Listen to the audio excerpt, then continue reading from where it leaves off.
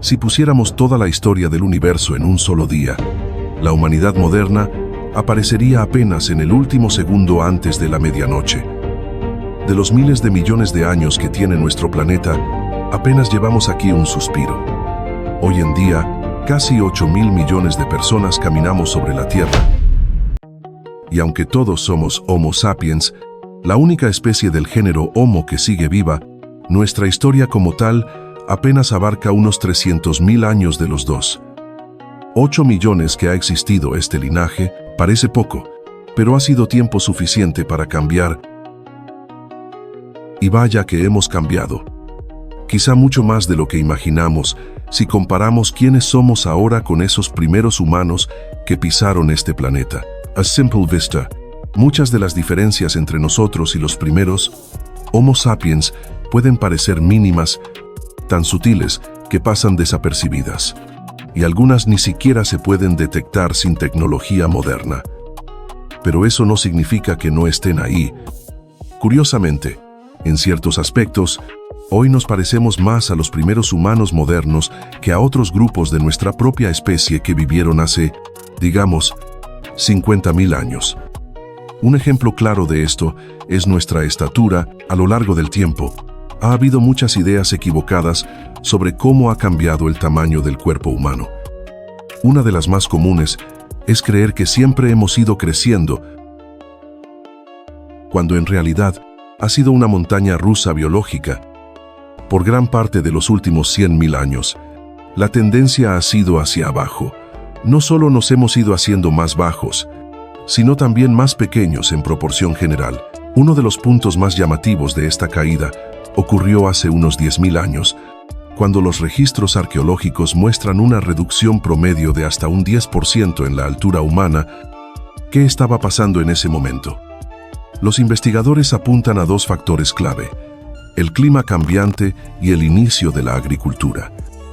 En esa transición de una vida de caza y recolección hacia la producción de alimentos, nuestras dietas se volvieron más limitadas y, en muchos casos, deficientes en nutrientes.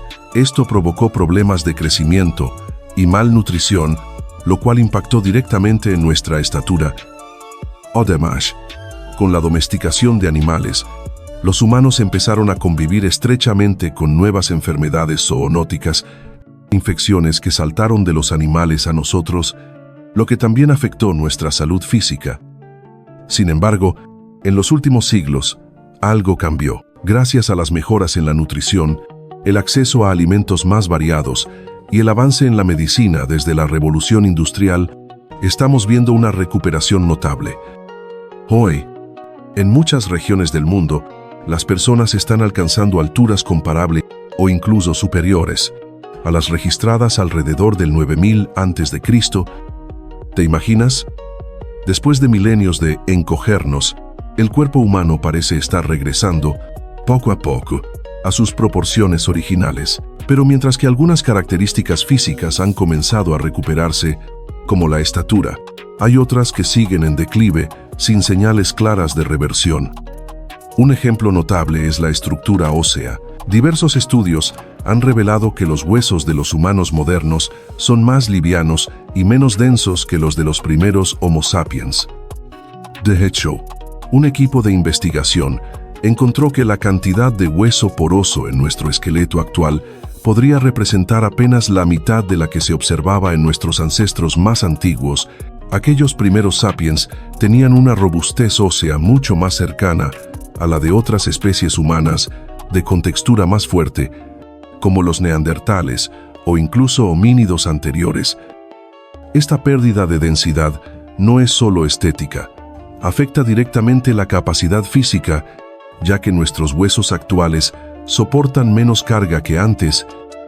Algunos científicos relacionan esta debilidad con el aumento en enfermedades óseas modernas, como la osteoporosis. Talvez te preguntes, ¿por qué sucede esto? Si ahora comemos mejor que nunca. La respuesta, según los expertos, parece estar menos relacionada con la dieta y más con nuestro estilo de vida. Y aquí es donde se identifican dos grandes transiciones históricas. La primera ocurrió con la llegada de la agricultura, hace unos 10.000 años. Al dejar atrás la caza activa de grandes animales, nuestros cuerpos ya no necesitaban ser tan resistentes físicamente. El trabajo agrícola era más repetitivo y menos demandante a nivel físico. La segunda transformación sucedió hace apenas un siglo. La vida sedentaria moderna, con el auge del trabajo de oficina, jornadas de 9 a 5, transporte motorizado y tecnologías que reducen el esfuerzo físico diario. La exigencia sobre nuestros cuerpos disminuyó drásticamente. Lo más inquietante es que este deterioro parece afectar a todas las poblaciones del mundo, sin importar edad, cultura o nivel de actividad. Incluso en grupos considerados físicamente activos, no se observaron mejoras significativas en densidad ósea, y mientras los huesos se han vuelto más ligeros, nuestros cuerpos, en general, han ganado masa. El índice de masa corporal ha aumentado globalmente, otro reflejo de cómo nuestros hábitos actuales han moldeado y están moldeando la biología humana de formas inesperadas. Hay otro cambio físico que ha ido en una dirección sorprendente y algo alarmante. Nuestros cerebros se están encogiendo. Sí, has leído bien. Comparados con los primeros Homo sapiens, e incluso con quienes vivieron hace solo unos miles de años, los cerebros actuales son notablemente más pequeños.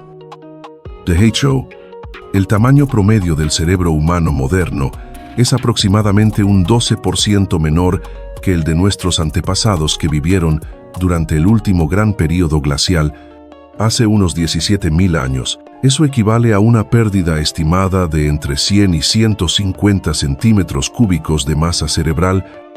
Este fenómeno ha sido tema de debate. En 2022, un grupo de investigadores señaló esta reducción, pero poco después otros la cuestionaron. Sin embargo, en 2023 y 2024, nuevos estudios independientes confirmaron que sí ha ocurrido una disminución real. Aún así, todavía no hay consenso claro sobre cuándo empezó exactamente, dónde fue más pronunciado o por qué pasó. Lo que sí parece claro es que la mayor reducción se dio en los últimos milenios, aunque el proceso podría haberse iniciado mucho antes. ¿Por qué? Aquí es donde las cosas se ponen interesantes. Una de las ideas más curiosas, aunque no ampliamente aceptada, es la hipótesis de la autodomesticación. Resulta que, en general, los animales domesticados tienden a tener cerebros entre 10% y 15% más pequeños que sus contrapartes salvajes. Se cree que esto se debe a que al vivir en entornos protegidos, con menos amenazas, no necesitan tanta capacidad cerebral para sobrevivir. Aplicando esta lógica a los humanos, la hipótese sugiere que a medida que formamos sociedades complejas, ser más dóciles, cooperativos y menos agresivos, nos daba ventaja. Pero aquí surge un problema. El momento en que surgieron estas sociedades organizadas no coincide del todo con el momento en que empezó a reducirse nuestro cerebro, lo que hace que muchos investigadores descarten esta teoría. Otra idea similar es la hipótesis del conocimiento compartido, que propone que al vivir en comunidades donde las personas se especializan, ya no necesitamos saberlo todo individualmente, como cazar, recolectar, hacer herramientas, etc., lo que pudo llevar a una disminución en las exigencias cognitivas generales. Pero otra vez, la línea de tiempo no encaja perfectamente. La explicación más aceptada actualmente, aunque aún sujeta a revisión, es la hipótesis del ahorro energético. Nuestro cerebro representa solo el 2% del peso corporal, pero consume más del 20% de la energía en reposo. En un mundo cada vez más cálido, un cerebro más pequeño podría facilitar la regulación térmica, reduciendo la producción de calor interno. Ahora bien, nada de esto está completamente comprobado. Lo único claro es que nuestros cerebros sí han disminuido de tamaño. Por ahora, no hay evidencias sólidas que relacionen directamente el tamaño cerebral con la capacidad intelectual moderna. Pero algunos investigadores sí se preguntan si el cambio climático actual, sumado a nuestra creciente dependencia tecnológica, podría seguir influyendo en este proceso evolutivo. Y si al final resulta que algo de la hipótesis de la autodomesticación es cierta, entonces quizá ya no somos tan diferentes a nuestras mascotas como creemos. Otro cambio curioso relacionado con nuestro cerebro no tiene que ver con su tamaño, sino con su forma. Y sí, también eso ha cambiado con el tiempo. En el pasado, el cráneo de los Homo sapiens tenía una forma más alargada, como si estuviera estirado hacia atrás. En contraste, los cerebros modernos son más esféricos o globulares, es decir, redondeados, a diferencia de la reducción en el tamaño cerebral, que aún sigue siendo tema de debate. Esta transformación en la forma parece haber ocurrido hace mucho tiempo. Según estudios actuales, se estima que el cerebro humano alcanzó su forma actual entre hace 100.000 y 35.000 años. Durante el Pleistoceno tardío, los primeros Homo sapiens aún conservaban una estructura más parecida a especies anteriores, con cráneos más largos y menos redondeados. Este cambio de forma no fue aleatorio. Investigaciones indican que dos regiones cerebrales en particular, el lóbulo parietal y el cerebelo, se expandieron visiblemente durante este proceso de redondeo. Y esta coincidencia ha llevado a una hipótesis interesante. La forma globular del cerebro pudo haberse desarrollado para mejorar el rendimiento de estas áreas específicas. Lo mejor de todo es que ambas regiones están vinculadas a funciones fundamentales para la vida humana moderna: planificación, ciencia de uno mismo, memoria, lenguaje, uso de herramientas, coordinación motora y habilidades sociales. Es decir, muchas de las capacidades que nos hacen, justamente, humanos.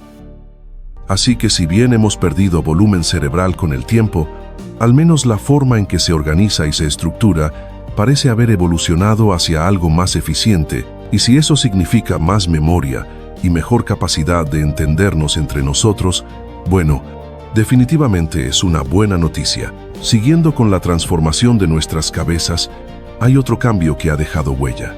Esta vez, no en el cerebro, sino en la mandíbula y los dientes. Hoy en día, tener una mandíbula bien definida es considerado un rasgo deseable en muchas culturas. Tal vez sea porque cada vez es menos común.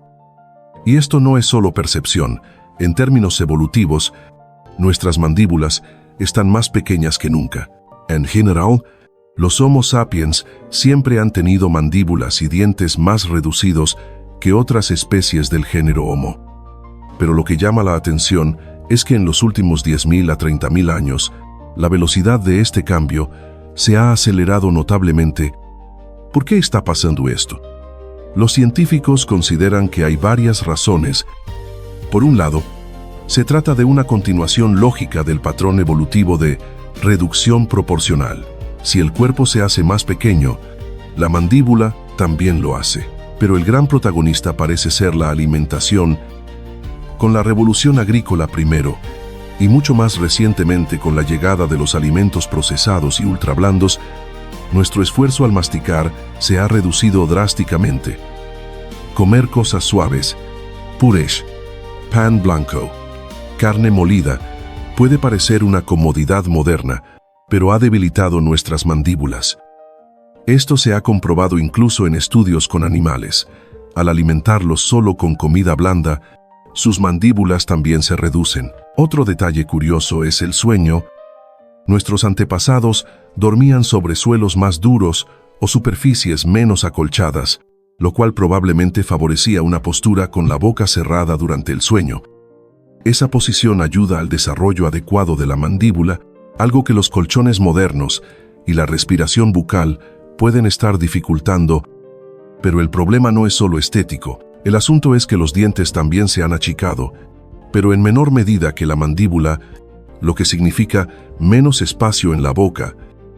Resultado: un aumento en problemas como muelas del juicio impactadas, desalineación dental y otros trastornos bucales comunes.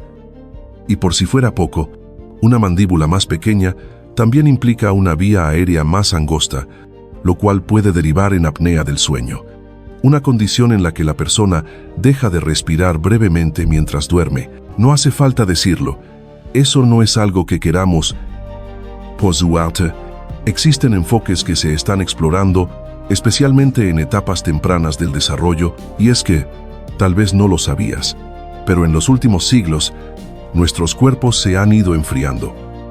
Literalmente, todo comenzó en 1868, cuando un médico alemán estableció que la temperatura corporal normal del ser humano era de 98,6 grados Fahrenheit, y esa cifra se convirtió en un estándar médico global.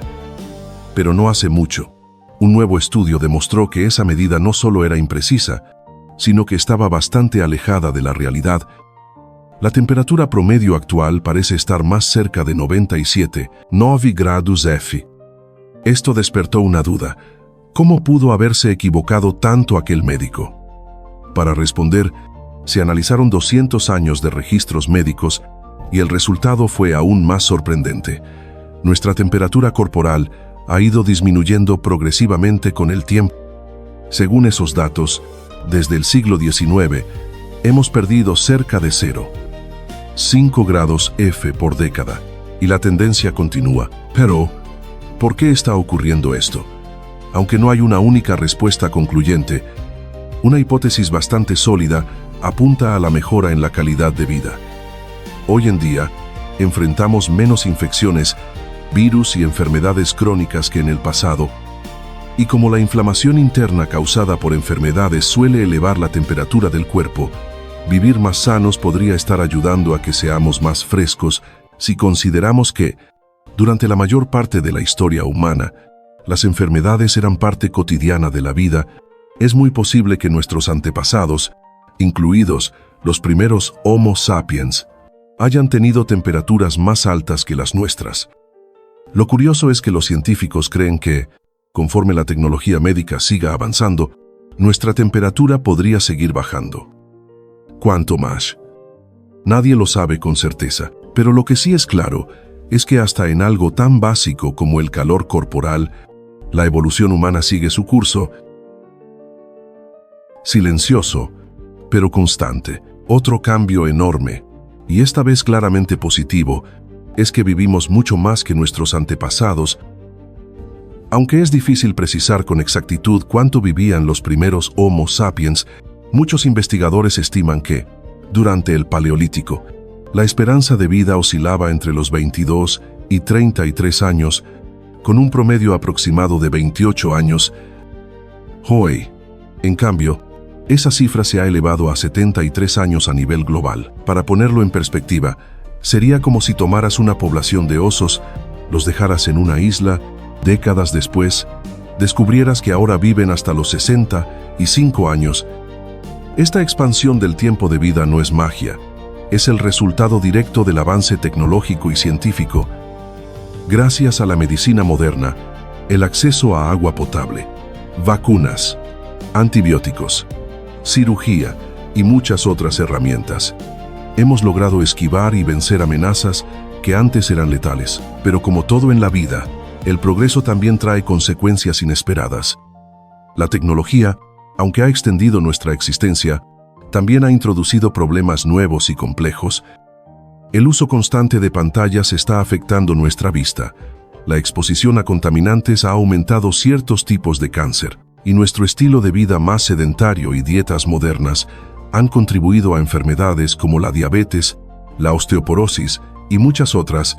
En última instancia, muchos de los cambios que vemos hoy en día, desde nuestros cuerpos hasta nuestra salud, no se deben solo al paso del tiempo, sino a cómo hemos transformado la forma en que vivimos, comemos, trabajamos y nos relacionamos con el entorno. Entre todos los cambios que hemos visto, hay uno que no solo no ha disminuido, sino que ha crecido enormemente: la diversidad fenotípica, es decir, la variedad visible de rasgos humanos como el color de piel, forma del rostro, tipo de cabello o estructura corporal. Los primeros Homo sapiens vivían en poblaciones pequeñas, concentradas en regiones limitadas del este de África, en entornos relativamente parecidos. Por eso, es probable que presentaran menos variación física que la que vemos hoy, pero hace decenas de miles de años, o incluso antes, ciertos grupos comenzaron a salir del continente africano muy posiblemente impulsados por cambios climáticos severos como sequías prolongadas. Esta expansión marcó el inicio de una explosión de diversidad, ya que cada grupo se enfrentó a presiones ambientales muy distintas en los nuevos territorios. En pocos milenios, los Homo sapiens habían llegado a todos los continentes del planeta, excepto la Antártida, y en cada uno desarrollaron adaptaciones específicas para sobrevivir mejor en su entorno. Además, la propia Tierra ha cambiado mucho en los últimos 300.000 años.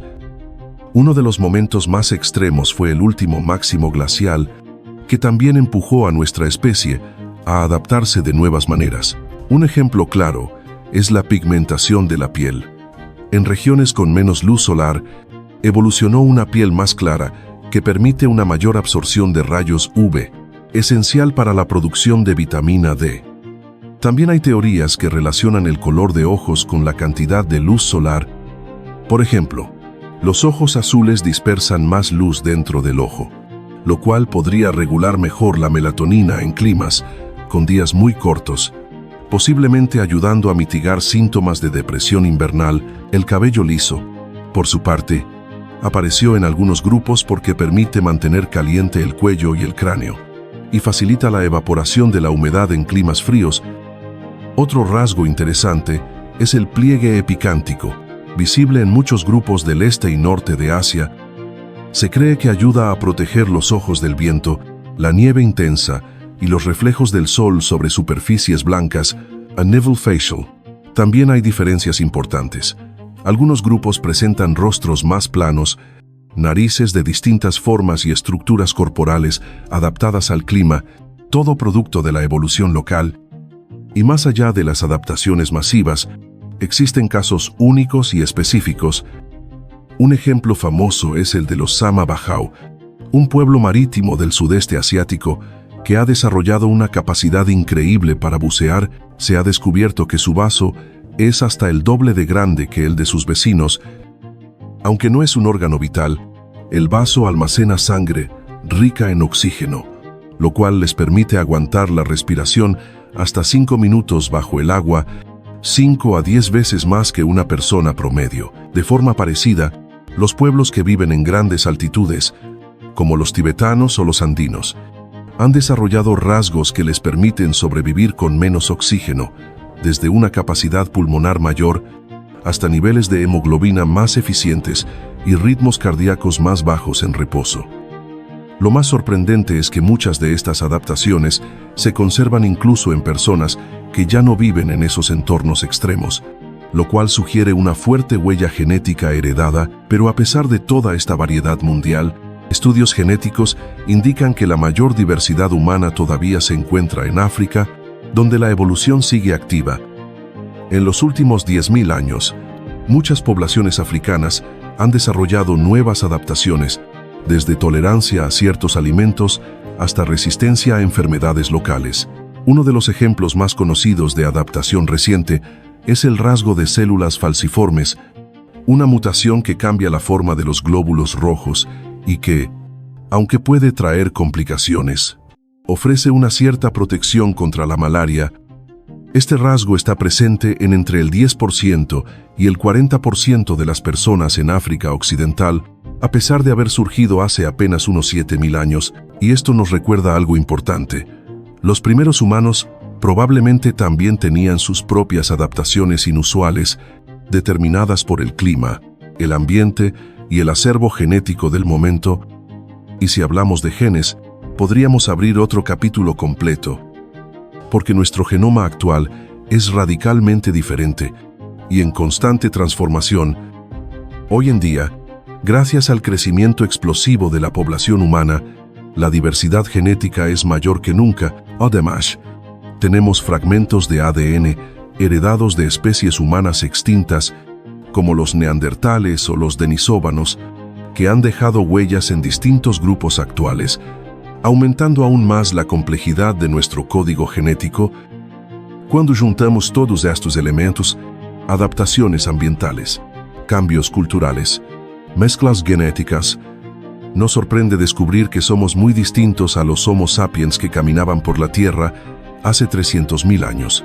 Pero tal vez lo más fascinante de todo es que incluso la manera en que cambiamos ha cambiado. Nunca antes una especie animal había usado la tecnología para colonizar todos los rincones del planeta, desde los desiertos más áridos hasta los polos helados, y al mismo tiempo, integrar esa misma tecnología en cada aspecto de su vida cotidiana.